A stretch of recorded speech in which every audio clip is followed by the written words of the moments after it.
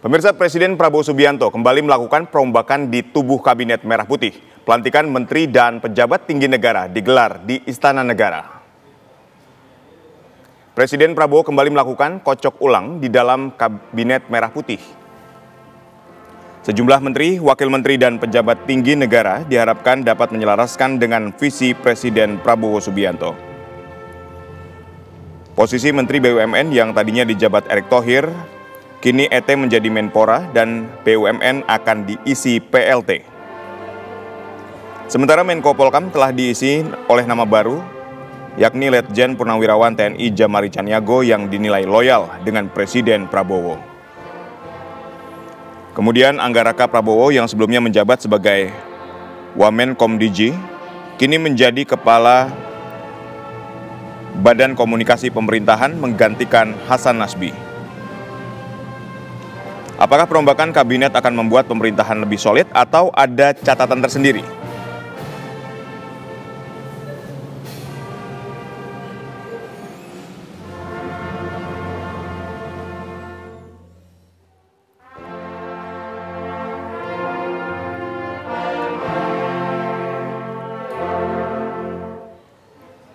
Pemirsa, untuk membahasnya sudah bergabung bersama kami Direktur Eksekutif Arus Survei Indonesia, Ali Rifan. Selamat sore, Mas Ali.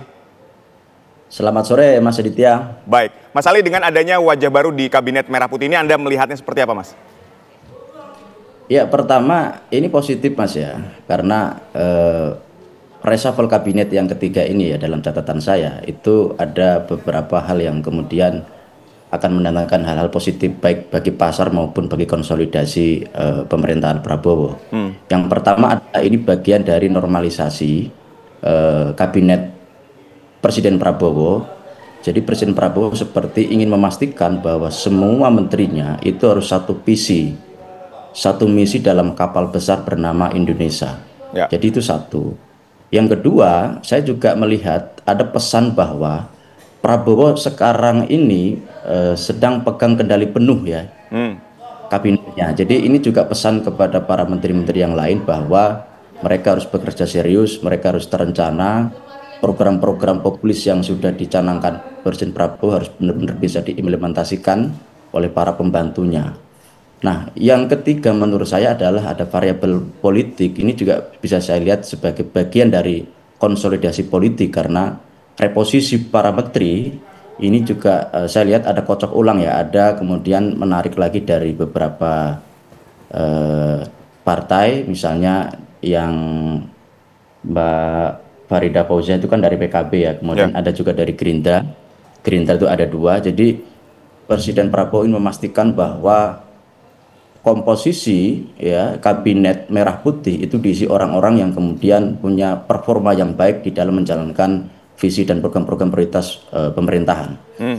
Nah, kemudian yang ketiga tentu ini juga bagian dari respon terhadap dinamika politik mutakhir ya, dinamika politik domestik terhadap aksi-aksi demo kemarin. Jadi Presiden Prabowo ingin membangun trust publik bahwa Presiden berkomitmen untuk terus melakukan perbaikan-perbaikan dengan cara bersih-bersih. Jadi menteri-menteri yang di reshuffle saya lihat kan selain mungkin Presiden punya matrik ya, punya indikasi-indikasi mana menteri yang baik kinerjanya, mana menteri yang buruk kinerjanya, mana menteri yang sedang kinerjanya, tapi juga ada variabel integritas di sana. Jadi ingin memastikan Presiden bahwa para pembantunya adalah orang-orang yang secara integritas itu teruji, kemudian secara kapasitas atau kapabilitas juga oke, dan mungkin yang terakhir ada variabel loyalitas. Nah, Mas Aditya. Baik, jadi Anda ingin mengatakan bahwa dalam pergantian kabinet ini ada unsur loyalitas di situ, kemudian ada unsur teknokrat, politis, kemudian yang paling penting adalah trust publik tadi ya? Ya, reshuffle kabinet itu menurut saya selalu didasari tiga hal, Mas. Pertama adalah variabel publik. Jadi ini menjawab harapan dan tuntutan publik, aspirasi publik bahwa pemerintahan Prabowo ini sudah hampir 1 tahun, sudah saatnya tancap gas. Artinya dalam 1 tahun ini anggaplah pemanasan, dan di tahun berikutnya Presiden Prabowo harus lepas landas, tancap gas, program-program populis harus benar-benar deliver ke bawah. Itu satu, variabel publik. Yang kedua ada variabel politik. Jelas Presiden Prabowo punya kepentingan politik. Bicara soal keseimbangan politik, bicara soal juga memastikan bahwa menteri-menteri itu orang yang kemudian di dalam konteks konsolidasi politik bisa diajak kerjasama. Ya. Tidak kemudian punya kepentingan lain. Jadi mereka satu komando dengan presiden. Nah, yang ketiga adalah variabel teknokratik. Tentu saja Presiden Prabowo dalam konteks 1 tahun pemerintahannya, karena secara momentum ini juga pas Mas, relevan. Jadi menjelang 1 tahun pemerintahan, Prabowo melakukan satu reposisi, satu konsolidasi di level circle terdekatnya, yaitu para pembantunya, dengan melakukan kocok ulang ya. Beberapa posisi kan saya lihat ada yang digeser di kementerian lain, itu mungkin dilihat lebih pas di sana, seperti Bapak Erick Thohir misalnya dari BUMN digeser ke Menpora. Itu barangkali juga Presiden Prabowo melihat 2026 adalah momentum Piala Dunia, sehingga Erick paling tepat di Menpora. Baik. Kemudian ada juga saya lihat Pak Angga Raka Prabowo itu juga dari Wamen Komdiji ya. Betul. Itu digeser jadi Kepala Badan Komunikasi Pemerintahan. Itu juga barangkali bagian dari penugasan-penugasan yang dianggap tepat dan relevan gitu. Sehingga saya lihat reposisi dan kocok ulang kabinet ini selain fungsi tadi publik, kemudian ada fungsi politik, ada juga variabel teknokratiknya. Jadi Presiden Prabowo ingin memastikan orang yang ditempatkan di pos strategis itu orang yang tepat sesuai dengan kemampuan dan The right man on the right place begitu ya? Betul, betul Mas.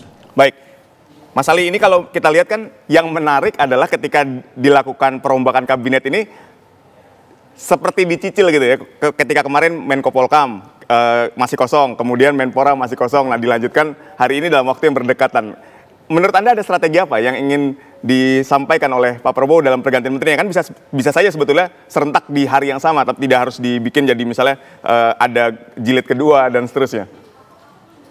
Ya, yang pertama ini menegaskan bahwa kendali penuh ada di tangan presiden. Itu satu, Mas. Ini menarik ya, setelah sekian lama kita menunggu sebenarnya kapan ini Presiden Prabowo melakukan reshuffle. Nah, ternyata Presiden Prabowo melakukan reshuffle dengan sebuah kejutan-kejutan. Betul. Reshuffle yang kedua penuh kejutan. Bahkan menteri yang diganti itu dia dikasih tahu sebelumnya. Dan menteri yang akan menggantikan baru dikasih tahu siangnya. Jadi ini sebuah kejutan. Itu memastikan bahwa kendali penuh ada di Presiden sebagai kepala negara sekaligus kepala pemerintahan.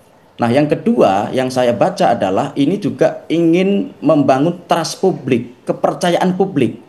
Dengan dicicil artinya satu, ada nuansa optimistik bahwa Presiden Prabowo secara pelan-pelan ingin melakukan reposisi, ya, rekondisi sekaligus verifikasi terhadap para menterinya, mana yang kemudian masih tersisa dianggap tidak perform, mana yang kemudian soal integritas dan loyalitas masih dipertanyakan. Maka Presiden Prabowo saya lihat membaca itu, dan dicicil ini memang tidak bisa diputuskan dalam satu malam, sehingga butuh mungkin barangkali Presiden melakukan kontemplasi atau perenungan, melakukan SWOT analisis mungkin, biar apa? Biar menteri yang ditempatkan di posisi-posisi yang kosong seperti BUMN misalkan yang belum ada menterinya ya, itu juga nanti tepat gitu. Sehingga saya lihat ini dalam rangka membangun trust publik, Mas.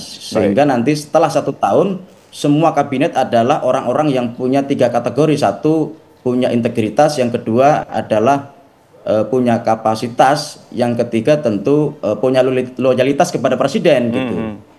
Baik, kita akan melihat ya kabinet yang memiliki integritas, loyalitas, dan kapasitas yang baik. Baik, sekali lagi terima kasih Mas Ali Rifan, Direktur Eksekutif Arus Survei Indonesia, telah berdialog bersama kami. Sehat dan sukses selalu untuk Anda. Baik, makasih Mas.